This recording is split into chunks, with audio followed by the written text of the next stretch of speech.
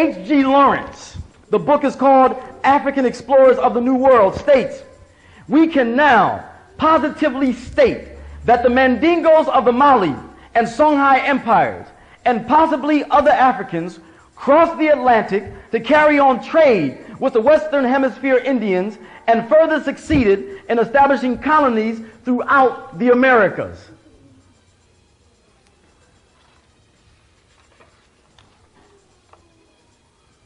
One of the things that they found, brothers and sisters, they found, for example, in America, some of the indigenous people had names that were very similar. For example, you know, on the east coast of this country, they have mountains called the Allegheny Mountains on the east coast.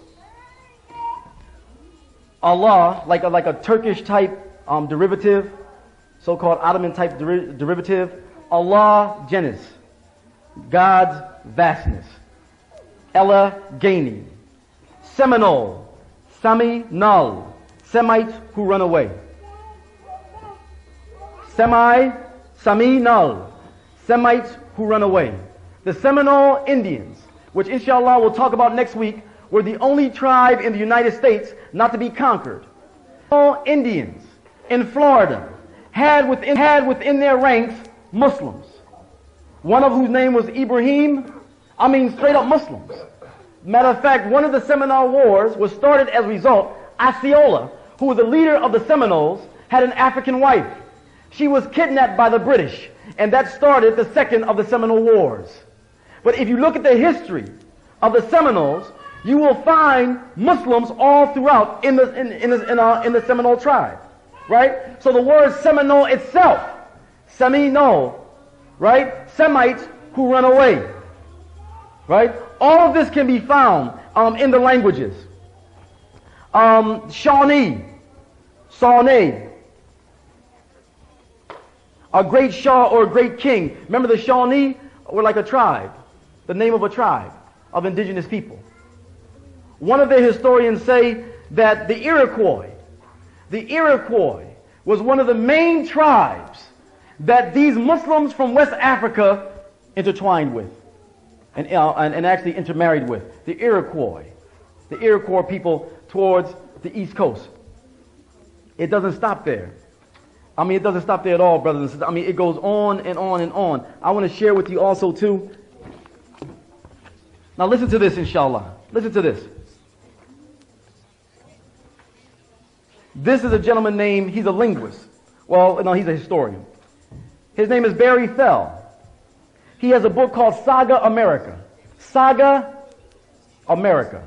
Now check out the points that he raises in his book.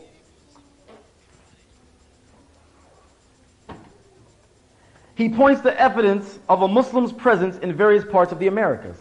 In addition to drawing several cultural parallels between West African peoples and certain Indian peoples of the Southwest, Fell points out that the Southwest Pima people possessed a vocabulary which contained words of Arabic origin. Pima, P-I-M-A, of the Southwest. They contained a vocabulary in their language that were of Arabic origin. That's part of the proof when you talk about linguistic proof. Now check this out. The presence of such words among the Pima is compounded by the existence of Islamic petroglyphs. That means carvings in rocks. So not only did the Pima people have a vocabulary that had words of an Arabic origin, but there was writing in rocks around these people. In Arabic. In Arabic. This is in the Southwest. Now check it out. Fell informs us that in the Inyo County, California, down near like Nevada, that type of further down, there exists an early American rock carving which states in Arabic, Jesus bin Maryam, Jesus the son of Mary. In Arabic. This is in California. This is in a rock carving. Jesus, son of Mary. He also identifies the Algonquin language as having words with Arabic roots, especially words which pertain to navigation, astronomy, meteorology, medicine, anatomy. The presence of such words again illustrates a significant cultural contact between the American Indians and the Arabic-speaking peoples of the Islamic world. And then, of course, he mentions Ivan van Sertima.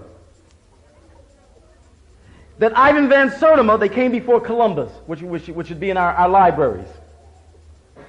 Evidence of ancient and early African contacts in the American continent. Among the items of evidence which van Sertima unveils is the presence of African Muslim surnames among the American Indian people. African Muslim surnames among the American Indian people. He talks about Marabatine, Marabios. Now next week we'll get into this word, which relate to Marabout, the holy men and women of the Moorish Empire. The Marabouts were the protectors of African Muslim frontiers. They are often remembered for having acted as buffers against the Catholic European encroachment. Next week we'll talk about the Marabouts, because Muslim slaves in the Americas, Muslim slaves who were leaders, who were imams, were called marabouts by the slave master and by the slaves themselves, a marabout.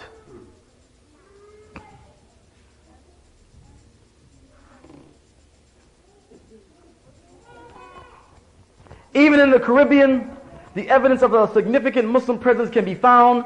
P.V. Ramos points out an African presence in early America that Christopher Columbus' own impression of the Carib people was that they were Muhammad.